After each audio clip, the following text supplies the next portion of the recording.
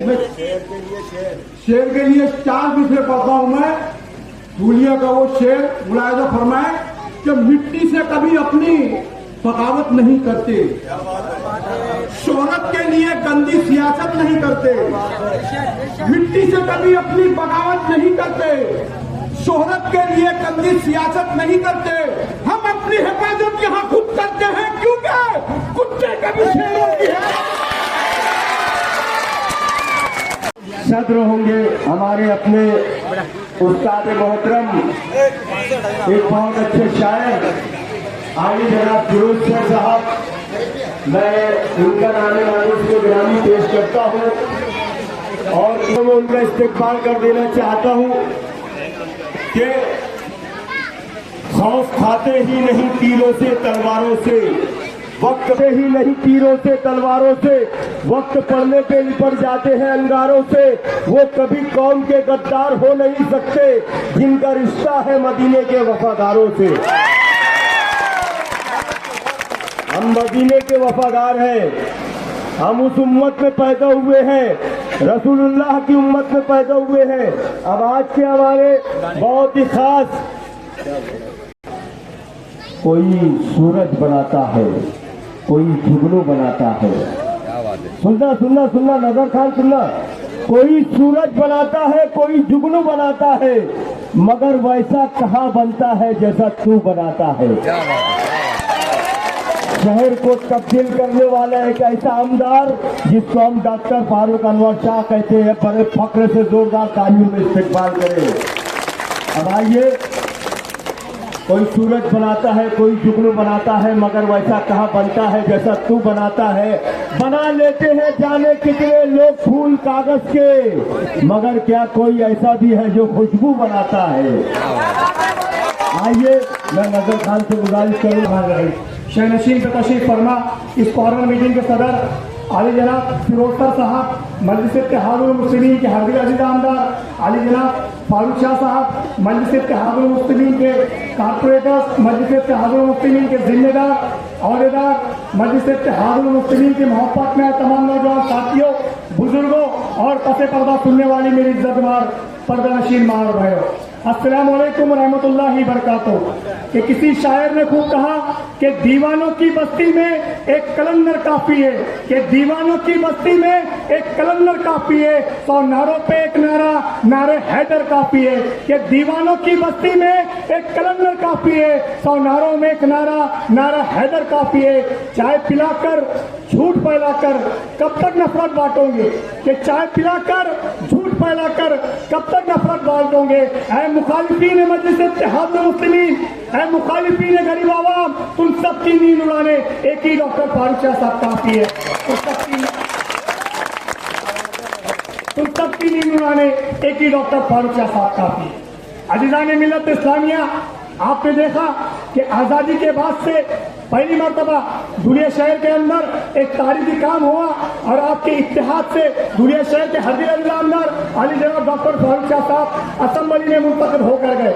अजीज दोस्तों बुजुर्गों, कहने का मतलब ये है कि जो सेकुलरिज्म के नाम पर हमारे दरमियान में आते थे, हमारे वोट हासिल करते थे, वो लोगों ने काला दिन मनाया, शहर में मातम मनाया। वो इसके लिए काला दिन नहीं मनाया ताकि डॉक्टर फारूक शाह साहब जीत गए, और इसके लिए मातम नहीं मनाया ताकि डॉक्टर फारूक शाह साहब जीत गए, वो इसके लिए मातम मनाया कि एक मुस्लिम आमदार शहर में कैसे मुंतखब हो सकता है। अली दोस्तों बुजुर्गों, ये उनके चेहरे चपेटे हमारे दरमियान में आए, हमको कहा कि ये सेकुलर, इनके ऊपर भरोसा करो। हमने उनको वोट दिया, इंतखाबात में मुंतखब किया, और मुंतखब होने के बाद में वो हमारे दम पर बाबा बने। मगर जीतने के बाद में जब आपका अपना आमदार ऐवान असेंबली में जाता है तो इनको तकलीफ और दर्द होता है। ये काला दिन मनाते हैं, ये मातम मनाते हैं दोस्तों और बुजुर्गों। मगर आपके इत्तेहाद को सलाम करता हूँ। अभी दोस्तों और बुजुर्गों, क्या आपने इत्तेहाद किया और अपने अंदर अली जनाब डॉक्टर फारूक शाह साहब को जिताकर ऐवान असेंबली में भेजे। अजीज़ान मिल्लत इस्लामिया के शहर के जो वोटर्स होता है उसकी तवक्को होती है, चाहे वो किसी भी मजहब का हो, उसकी तवक्को होती है कि मैं जिसको वोट दूं वो जीत कर जाए। अगर वो मुसलमान है तो वो सोचता है कि मेरे कब्रिस्तानों के काम हो, मेरे तालीमी दरसगाहों के काम हो, मेरे दीनी दरसगाहों के काम हो। अगर वो हिंदू है तो वो सोचता है कि मेरे मंदिरों के काम हो, मेरे इलाकों में सड़कें बने, मेरे इलाके में गड्ढे बने। अगर वो दलित है तो वो सोचता है कि मेरे बुद्धि विहारों का काम हो, मेरे इलाके में सड़कों का काम हो, मेरे इलाकों में गड्ढों का काम हो, मेरे इलाके में मूलभूत कोई सीधा हो। अगर वो क्रिश्चियन है तो वो भी यही सोचता है, अगर वो दलित है तो वो भी यही सोचता है, अगर वो किसी भी मजहब का हो वो भी यही सोचता है। अभी दोस्तों बुजुर्गों, मेरा आपसे सवाल है कि आपके अपने अंदर अली जनाब डॉक्टर फारूक शाह साहब ने ये तमाम कामों को आपके दरमियान में किया या नहीं किया? अभी दोस्तों बुजुर्गों कि जब आपके उम्मीदवार से, आपके लीडर से जो आप तवक्को रखते वो उसके ऊपर खरा उतरते, तो फिर हमको कोई और लीडर की और कोई और उम्मीदवार की तलाश क्यों? मैं समझता हूं कि जब हमारे उम्मीदों पर खड़े उतरे तो हमारे को किसी उम्मीदवार की तलाश नहीं, किसी सियासी लीडर की तलाश नहीं। और अल्हम्दुलिल्लाह मजलिस इत्तेहादुल मुस्लिमीन का मौक़ूफ़ और मंशा है कि मुसलमानों की आज़ाद और इंडिपेंडेंट सियासी आवाज़ होना चाहिए। और उसी तर्ज के ऊपर अल्हम्दुलिल्लाह आपके इत्तेहाद ने डॉक्टर फारूक शाह साहब की शक्ल के अंदर एक कायद दिया दुनिया शहर को कि ये तमाम मजहब को लेकर एक बेहतरीन भाईचारे के जरिए काम कर रहे थे। दोस्तों और बुजुर्गों, शहर में आपने देखा कि बड़े बड़े जलसे हुए कि जिन जलसे के जरिए कौमी एकता हो सके, भाईचारा हो सके, मगर वो मुमकिन और कामयाब नहीं हुए। मगर अल्हम्दुलिल्लाह आपके अपने अंदर वाले डॉक्टर फारूक शाह साहब ने अपने विकास के जरिए, अपने डेवलपमेंट कामों के जरिए बेहतरीन भाईचारा शहर के अंदर कामयाब किया। याद रखो जी दोस्तों और बुजुर्गों, एक तरफ वो लोग हैं जो 80% 20% की बात करते हैं, एक तरफ वो लोग हैं जो छुड़िया शहर के अंदर ये बात करते हैं कि हिंदू वोट देगा और हिंदू विकास करेगा। कभी बोलते हैं कि महीने भर में शहर में राम राज्य आएगा, कभी कहते हैं कि मस्जिदों के बाहर डीजे बजाए जाएंगे, कभी कहते हैं कि मुसलमानों के अवैध घरों के ऊपर बुलडोजर चलाया जाएगा। इस तरीके के हालात शहर में पैदा करने की नापाक कोशिश और साजिश शुरू है। याद रखो जी दोस्तों और बुजुर्गों, अगर आप मुत्तहिद नहीं हुए, आपने अगर सियासी शऊर अगर नहीं दिखाया तो आने वाला मुस्तकबिल बहुत तकलीफ और परेशानियों का होगा। जिम्मेदारों को कि आपने वो सेकुलर पार्टियों को अपनी जवानी दी, अपना बुढ़ापा दिया, अपना वक्त दिया, अपना माल दिया, अपना सब कुछ दिया। क्या कहा सेकुलर पार्टियों ने कि आप हमको वोट दीजिए, हम तुम्हारे हर मसाइल के ऊपर दर्द की दवा बनेंगे।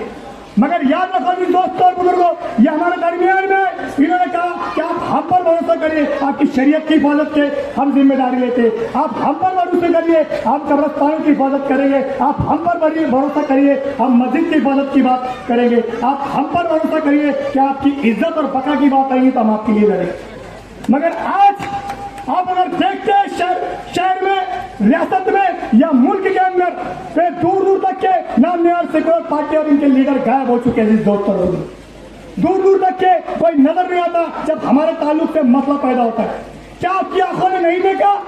क्या अपने वीडियोज में, मीडिया में, अखबार में नहीं पढ़ा कि किस तरीके से मुसलमानों के घरों पर जिसे भी चलाया गया, कि किस तरीके से दाढ़ी और टोपी के नाम पर मारा गया, कि किस तरीके से गाय के नाम पर मुसलमानों को कत्ल किया गया। कि मुल्क के अंदर ये मुल्क की बदकिस्मती है दोस्तों बुजुर्गों, कि जानवर की कुछ दिन पहले कि हमारे 40 गांव के एक बुजुर्ग ट्रेन में सफर कर रहे थे, उनको गोश्त के नाम के ऊपर उनके पोते की उम्र के बच्चे मारते। ये कहां से हिम्मत बढ़ी लोगों की? ये लोगों की हिम्मत ये हुकूमत के जरिए बढ़ी, ये लोगों की हिम्मत ये राज्य के गृह मंत्री के जरिए बढ़ी, जो लोग कार्रवाई नहीं करते। आए दिन कोई भी खड़ा होता है और कहता है कि हम मस्जिदों में घुस के मारेंगे, कोई कहता है कि यहाँ रहना होगा तो ये कहना होगा, कोई कहता है कि इनके वोटों का अधिकार छीन लिया जाए, कोई कहता है कि आप पाकिस्तान चला जाए। अरे क्या आपने नहीं देखा दोस्तों बुजुर्गों कि बिंदा हुआ की शहजादियों को, फातिमा की कनीजों को बीच चौराहे के ऊपर रोड पे खड़े कर दिया गया। वो इसके लिए खड़े कर दिया गया कि वो शरीयत के अंदर एक हिजाब पहनकर यूनिवर्सिटी और कॉलेज में जाती है। वो सिर्फ उनको दलील नहीं किया गया, वो पूरी उम्मत मुसलमान को दलील किया गया कि आप अगर शरीयत पे चलते तो आपको नहीं जाने दिया जाएगा कॉलेज के अंदर। अगर आप यूनिवर्सिटी में और दुनियावी तालीम हासिल करना चाहते तो आप पहले हिजाब उतार कराइए। क्या आपके दिलों में तकलीफ नहीं हुई?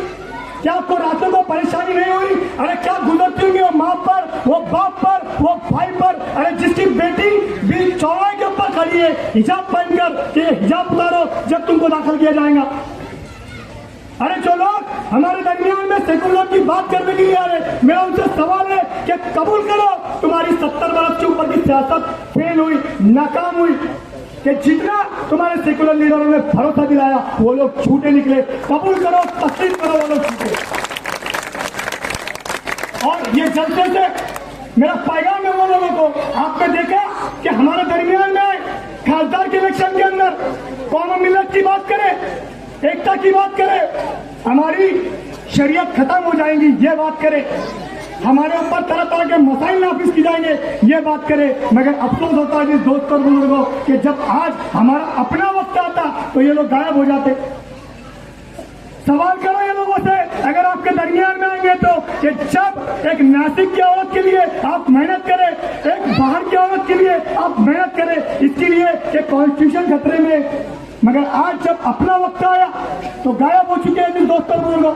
अरे जश्न मनाए, आप जश्न मनाए कि खासदार की सीट आपने जिता कर दिया, मगर अफसोस करो जिस दोस्तों बुजुर्गों क्या 40 खासदार में से एक भी आपका अपना नहीं, एक भी आपका अपना नहीं।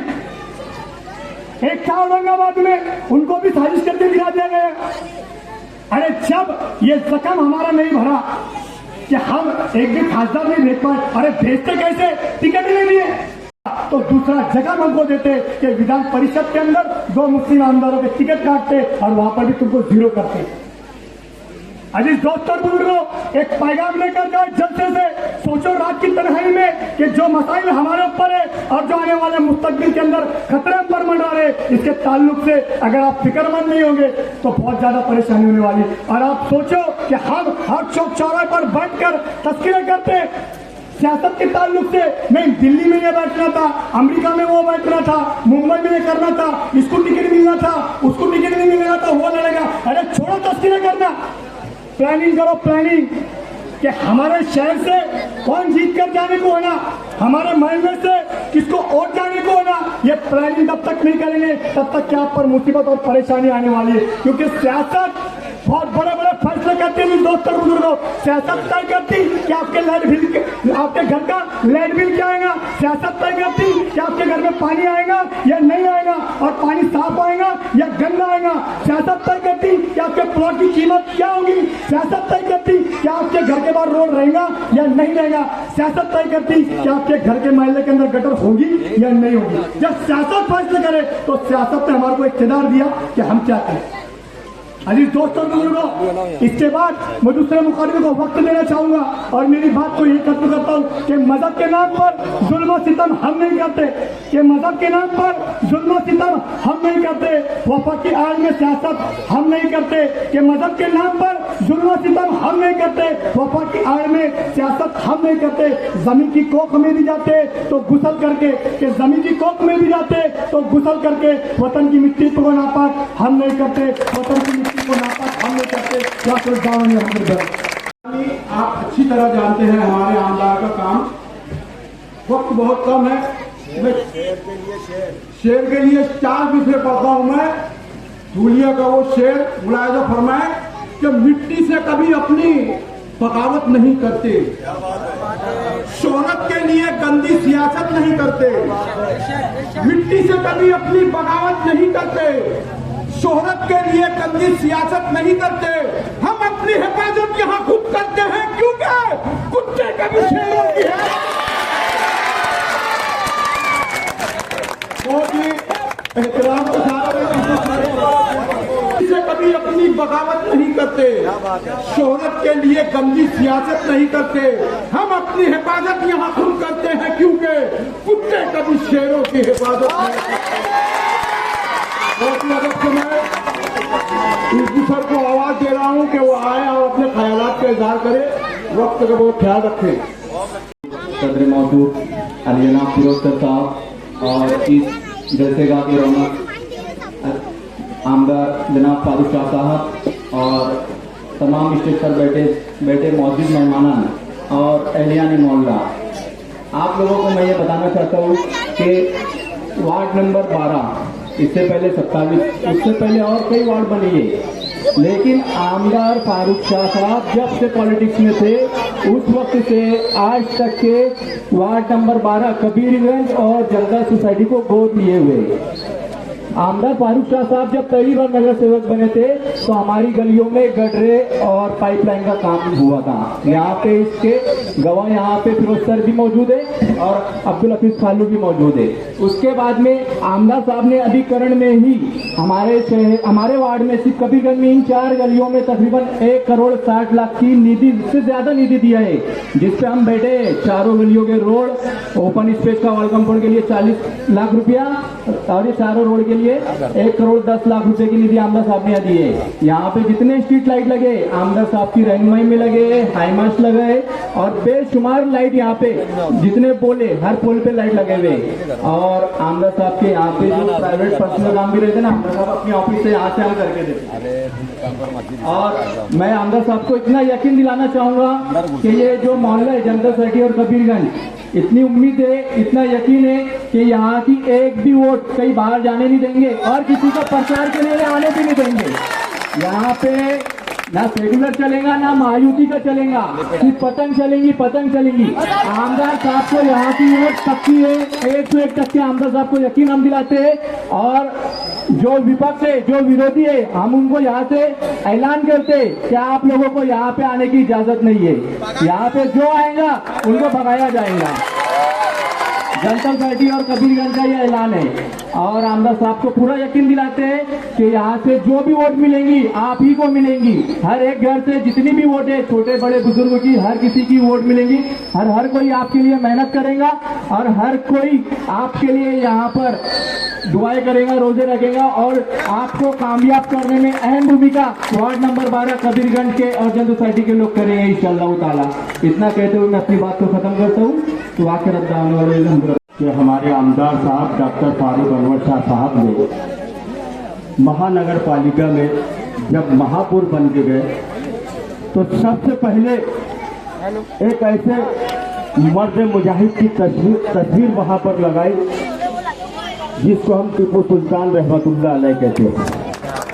और जुमा के दिन सभा होती थी तो आमदार साहब ने जुमा के दिन की सभा भी बंद करवा दी और ता हयात बंद करवा दी। आज तक जुमा के दिन सभा नहीं हुई। तो टीपू सुल्तान रहमतुल्लाह अलैह की शहादत और हमारे आमदार साहब, इनको मद्देनजर रखते हुए 4 मिसरे पढ़ता हूँ और अगले मुकर्रिर को आपसे मुखातिब करवा। आमदार साहब देखना कि शेर मैसूर से तो शेर कब कपाते थे, जानिसारी पे फरिश्ते भी मुस्कुराते थे। शेर मैसूर से तो शेर कब कपाते थे, जानिसारी पे फरिश्ते भी मुस्कुराते थे। अरे टीपू सुल्तान था वो मर्द मुजाहिद यारो जिसकी तलवार से अंग्रेज थरथराते थे। मैं अब्दुल सत्तार साहब से गुजारिश करूंगा कि माइक पर इनेकाद किया है वो अल्हम्दुलिल्लाह धुलिया शहर के तकरीबन लोगों के दिलों में अल्लाह पाक के रहम करम से घर करने वाले जनाब फारूक शाह साहब, मेरे बड़े भाई सैयद साबिर पत्रकार, डाइस पर बैठे हुए तमाम नौजवान दोस्तों, बुजुर्गों और साथियों, अभी मुझसे पहले उसको निजामत करने वाले निहाल अंसारी साहब ने आपके सामने फतेह अली मैसूर टीपू सुल्तान रहमतुल्लाह अलैह की शान में एक शेर पढ़ा। फतेह अली मैसूर टीपू सुल्तान रहमतुल्लाह अलैह वो शख्सियत के मालिक है। जब शाह अब्दुल अजीज मौदूदी देहलवी रहमतुल्लाह अलैह ने फतवा दिया कि अंग्रेजों के खिलाफ जिहाद फर्ज हो गया है, अनिवार्य हो गया है युद्ध करना, तमाम हिंदुओं, तमाम मुसलमानों, तमाम सिखों, तमाम दलितों लड़ो, अंग्रेजों को हिंदुस्तान से बाहर करो। तो फतेह अली मैसूर टीपू सुल्तान रहमतुल्लाह अलैह 350 नौजवानों को लेकर के शाह अब्दुल अजीज मौदूदी देहलवी रहमतुल्लाह अलैह की खिदमत में पहुंचे और फरमाने लगे कि ये अल्लाह के बंदे शाह अब्दुल अजीज रहमतुल्लाह अलैह, आपने फतवा दिया था, आपने हुक्म दिया था कि अंग्रेजों के खिलाफ जिहाद अनिवार्य हो गया है, जिहाद फर्ज हो गया है, तो हमको मौत की बैत दीजिए। हम लोग अंग्रेजों के खिलाफ लड़ते लड़ते शहीद हो जाएंगे या हिंदुस्तान से अंग्रेजों को हटा लेंगे, बाहर करेंगे। तमाम हिंदुओं और मुसलमानों को साथ में लेकर के फतेह अली मैसूर, टीपू सुल्तान रहमतुल्लाह अलैह ने जंग की, जिहाद किया और अंग्रेजों को हिंदुस्तान से निकालने के लिए संघर्ष किया। तो आओ सबसे पहले हम फतेह अली मैसूर, टीपू सुल्तान रहमतुल्लाह अलैह को खराज अकीदत पेश करें और कहें कि सेकुलर हो तो यही एक निशानी दे दो, सेकुलर हो तो यही एक निशानी दे दो। सच्ची तारीख, सच्चा इतिहास जो बदले उसे फांसी दे दो।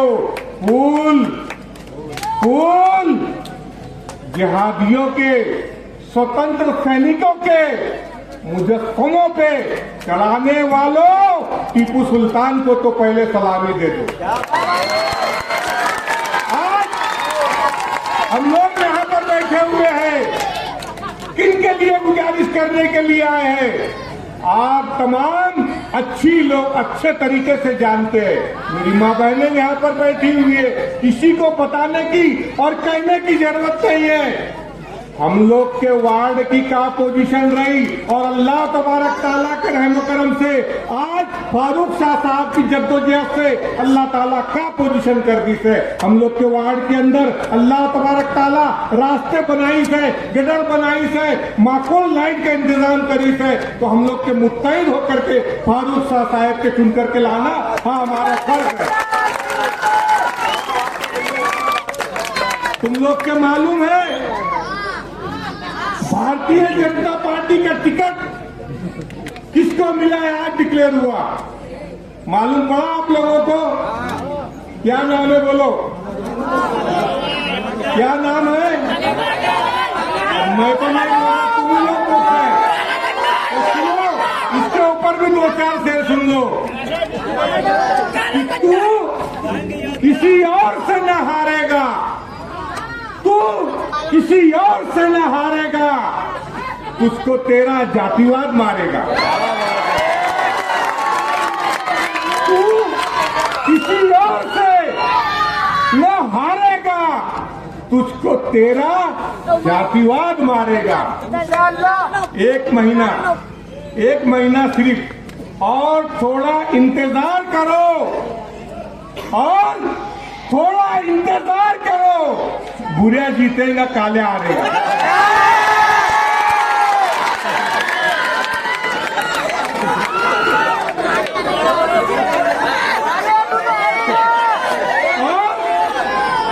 सिर्फ 23 तारीख को इंशाअल्लाह ताला रिजल्ट आएगा।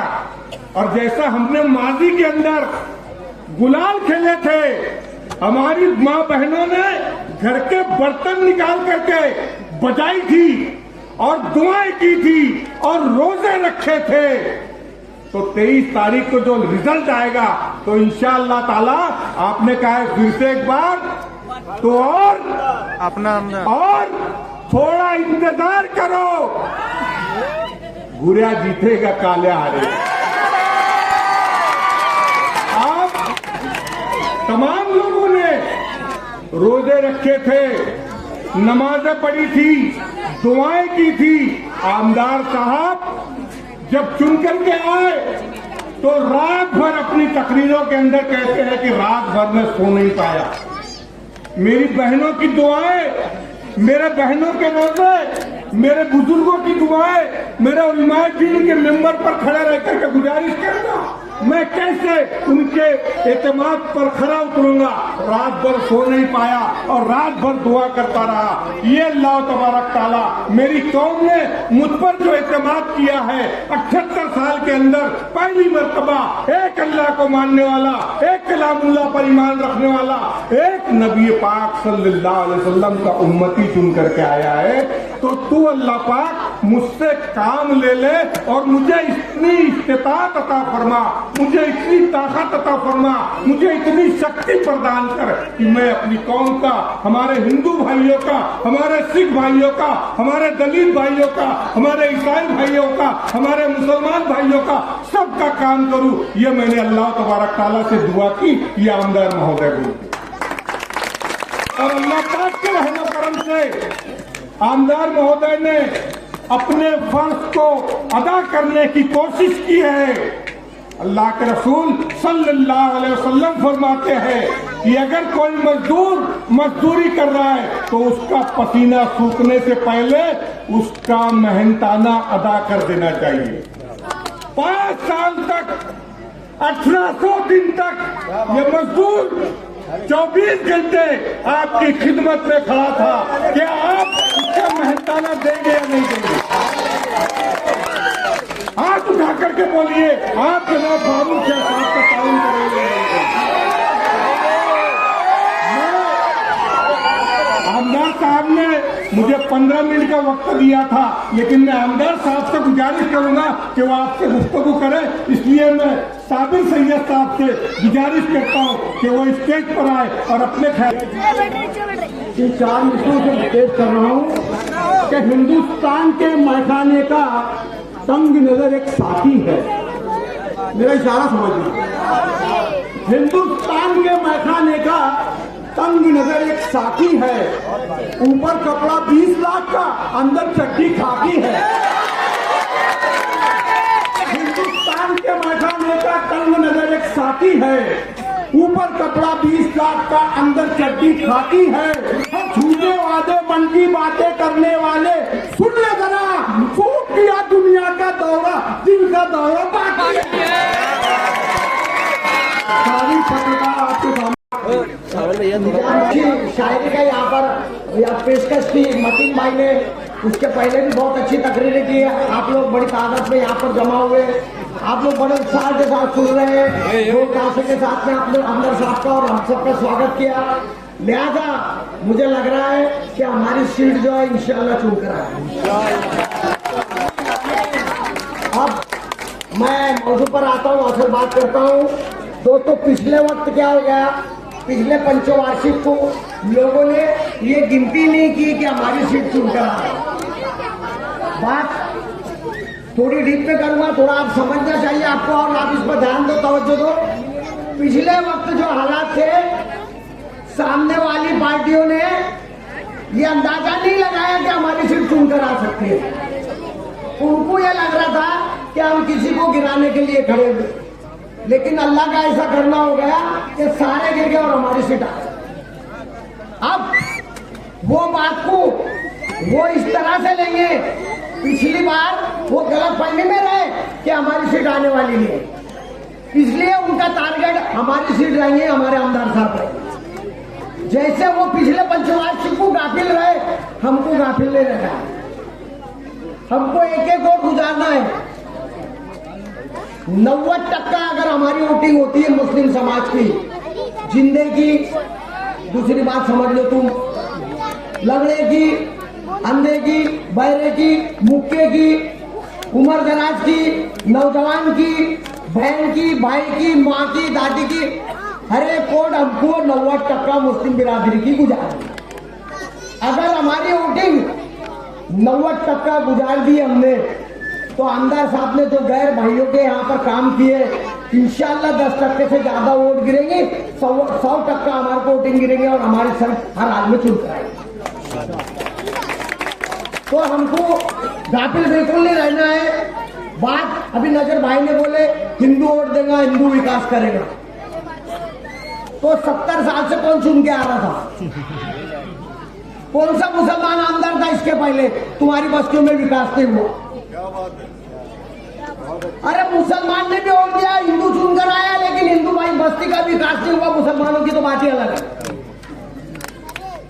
10 लाख की निधि के लिए हम फिरते रहे तुम्हारे दरवाजे पर, तुमने हमारे वोट लिए विधान परिषद पे, महापौर पे, आमदार पे, महापौर के लिए, सभापति पद के लिए, उप महापौर के लिए हमको 10 लाख का निधि नहीं दिया तुमने। और तुम अब बात कर रहे हिंदू वोट देगा, हिंदू चुनकर आएगा। तो इसके पहले हिंदू चुनकर आया तो क्यों नहीं विकास करा? अरे जब नहीं वोट पाड़ा तो आप क्या वोट पाड़ लेगा? 52, 53, 54 नगर सेवक तुम्हारे चुनकर आए भाजपा के अंदर, पूरे धुलिया शहर के अंदर। अरे हमारी बस्ती में माँ बहनों को पानी नहीं मिला। रमजान में तुमने मोहर्रम का तकाजे लगा दिए, जैसे मोहर्रम में किल्लत होती थी हज़रत इमाम हुसैन के टाइम में पानी की, ऐसे तुमने हमको रमजान में मोहर्रम याद दिला दिए।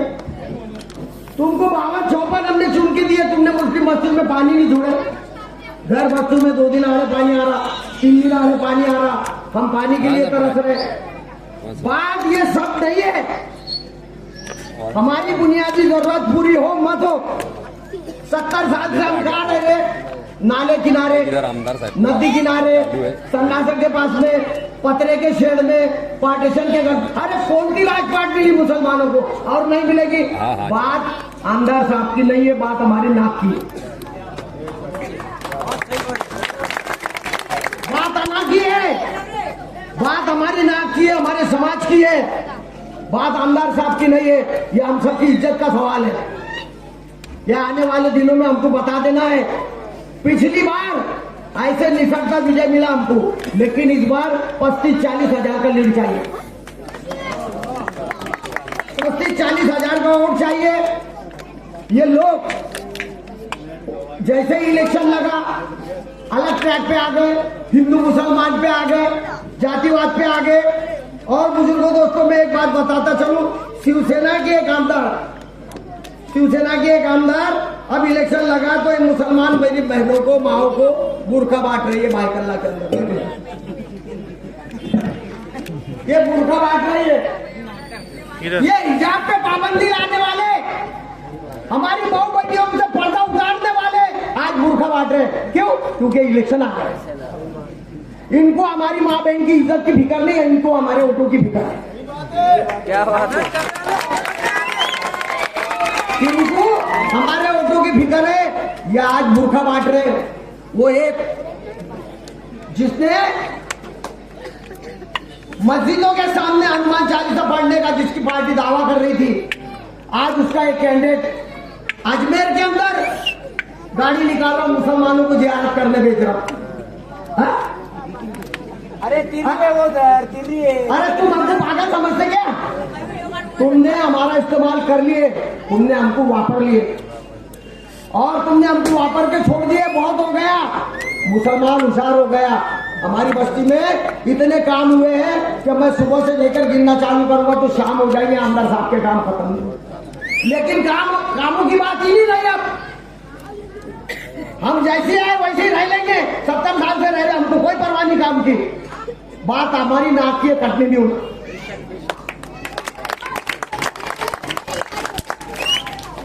मैं इतना ही कहूंगा कि जब 70 साल में पहली बार ऐसा हुआ कि हमारा एक मुस्लिम कैंडिडेट अंदर बना, जब एक 70 साल के बाद में बता इतनी परेशानी आई, हमने इकाई दिखाई, हमने सब घरदार बंद कर दिया, वोटिंग दी। जब हमारी एक सीट निकली तो और दूसरा कोई हमारा भाई लाके हमारे आगे खड़ा कर देंगे तो हमारी सीट को फायदा होगा कि नुकसान होगा? आप नुकसान। तो ये बात तो समझना है। ये सब भाजपा वाले तो पैसा बुरा रहे हो, पैसा बांट रहे, पैसे का महापुर आ रहा है। लेकिन ये पैसा आपको ध्यान में रखना है, जिसको लेना ले लो। मैं बोल रहा हूँ छोड़ो मत, लेकिन वोट हमको सिर्फ पसंद तो करना। इतना बोल के मैं अपने दोस्त करता हूँ। क्या आरज़ू करूं मैं तेरी आरज़ू के बाद, कुछ भी नहीं बचेगा मेरी गुफ्तगू के बाद। क्या आरज़ू करूं मैं तेरी आरज़ू के बाद, कुछ भी नहीं बचेगा मेरी गुफ्तगू के बाद। और दुनिया का कोई खौफ मुझे क्या डराएगा, माँ ने है मुझको दूध पिलाया वजू के बाद। हाँ जी जनाब, आमदार डॉक्टर फारूक अनवर साहब।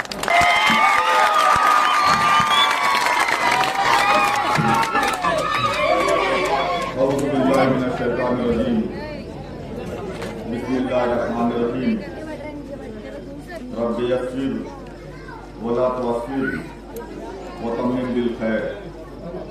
आज की इस कॉर्नर मीटिंग के सदर मेरे उस्ताद मोहतरम अलहाज फिरोज सर साहब, यहाँ पर मौजूद सभी मौजूद हाज़रीन इकराम, प्यारे साथियों, बुजुर्गों और दोस्तों,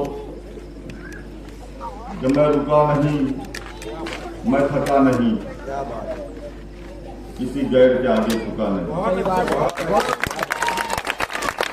मैं रुका नहीं, मैं थका नहीं, किसी गैर के आगे झुका नहीं।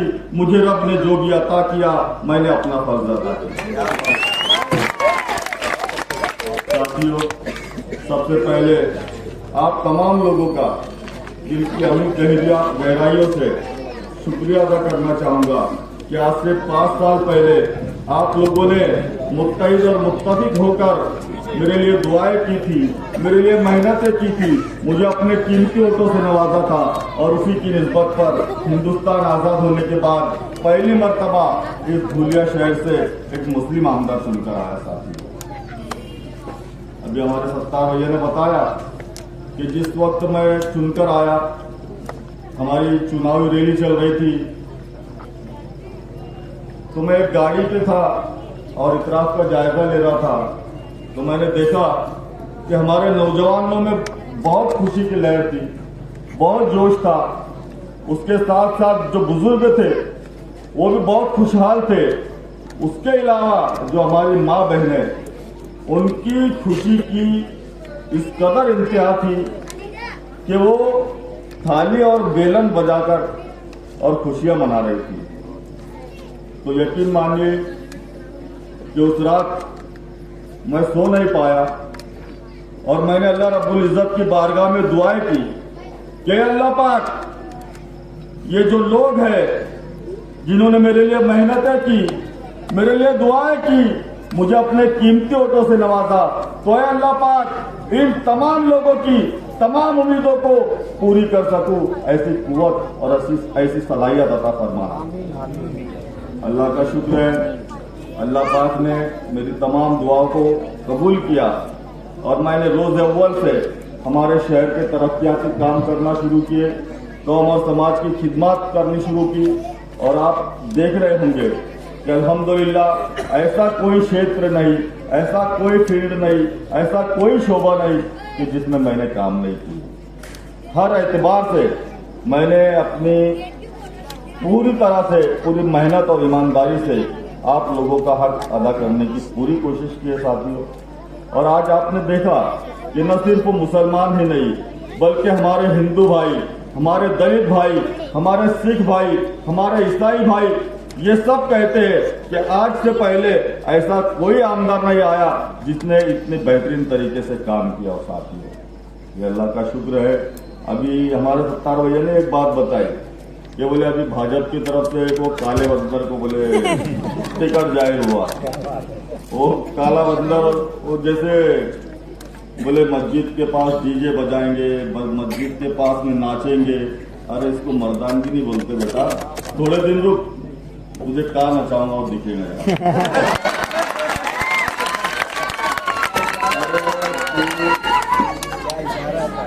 इतनी बड़ी बात कर रहा है। आप लोगों ने देखा कि 50 नगर सेवक थे भाजपा के और खासदार भी उनका था। बहुत कोशिशें की उन्होंने मेरे काम रोकने की, कई मर्तबा जाकर वहां स्टे लगाए, लेकिन अल्लाह का शुक्र है आप सब लोगों की दुआएं थी,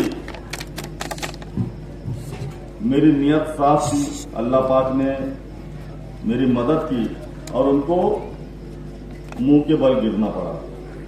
अभी आप सब लोगों की मदद से हमने जो गुज़िश्ता पार्लियामेंट इलेक्शन में वो खासदार को उसकी जगह बताई, कैसी उसकी विकेट ली हमने ली ना। अबे काले बंदर का नंबर और सुन ले काले बंदर, अगर तेरे में हिम्मत होती तो तू 1 बाय 1 मुकाबला करना। हाँ? तो हमारे में से कोई भी आवले बावले को पकड़ कर, अरे क्या बात है, क्या बात है, हमारे कोई आवले बावले को पकड़कर उसको पैसे दे रहा और उसको बोल रहा कि तू जा मुस्लिम बस्तियों में मुसलमानों को बैला फुसला लालच दे, किसी को कश्मीर दे, किसी को गोवा दे। अरे ये मेरी कौम अभी बहुत समझदार हो गए। आप बैठने वाली नहीं, बैठने वाली नहीं। तुम चाह रहे हैं कि डिवाइडेशन हो। अरे मुझे यकीन है धूलिया के मुसलमान बेहतरीन तरीके से समझदार हो चुके हैं। मैं समझता हूँ कि मुसलमानों में तो किसी हाल में डिवाइडेशन होने वाला नहीं। उसके साथ साथ हमने दीगर अपनाए वतन के जो काम किए इंशाअल्लाह वो भी हम लोगों को भूलने वाले नहीं, वो भी हमारा साथ देंगे। बहरहाल आप सब लोगों से गुजारिश करूंगा कि आप लोग किसी के बहकावे में ना आते हुए आज जो हमारे धुलिया शहर का धुलिया शहर के मुसलमानों का ये जो नाम है सिर्फ महाराष्ट्र नहीं बल्कि पूरे हिंदुस्तान में मशहूर है, और वो सिर्फ इसलिए कि पिछले 5 साल पहले आप सब लोगों ने मिलकर ऐसा करिश्मा कर दिखाया जो पिछले 73 सालों में नहीं हुआ था। अल्लाह का शुक्र है आप सब लोगों ने मुत्तहिद और मुत्तफिक होकर पहली मर्तबा इस शहर से एक शुक्र है, मैं समझता हूँ यहाँ जितने लोग बैठे ये सब लोगों ने मेरी खिदमत को देखा है और ये सब लोग बेहतरीन तरीके से जानते हैं कि जहाँ पर कौम और मिल्लत की बात आती है या आपका भाई या आपका आमदार सबसे आगे आगे रहता है। और आपको ये बताना चाहूंगा कि जब 2007 में अल्लाह का शुक्र है आप लोगों की दुआओं से मुझे हज बैतुल्लाह की शहादत नसीब हुई, उस वक्त मैदान अरफात में मैंने अल्लाह पाक से ये दुआएं की थी कि अल्लाह पाक अगर मौत देना तो शहीदों वाली दे। अल्लाह का शुक्र है साथियों, आज फिर से एक बार आप लोगों से वादा करता हूँ, आप लोगों ने देखा होगा कि मैं कभी झूठे वादे करता नहीं, मैं जो बोलता हूँ वो करता हूँ और जो मैं नहीं बोलता वो डेफिनेटली करता। आप इत्मीनान रखिए, आप लोगों ने जितनी उम्मीदें मुझसे लगाई है इंशाअल्लाह ताला उससे डबल उससे 10 गुना ज्यादा काम करने की कोशिश करूंगा। आखिर में अपनी बात को खत्म करने से पहले अल्लाह पाक से ये इल्तिजा करता हूँ कि अल्लाह पाक अगर तुझे लगता है कि जो जिम्मेदारी तूने मुझ पर दी थी उस जिम्मेदारी को मैंने पूरी मेहनत और पूरी ईमानदारी के साथ अगर निभाया हूँ तो अल्लाह पाक को मेरी मदद और नुसरत फरमाना। वाक़ई दावा अल्हम्दुलिल्लाह रब्बिल आलमीन।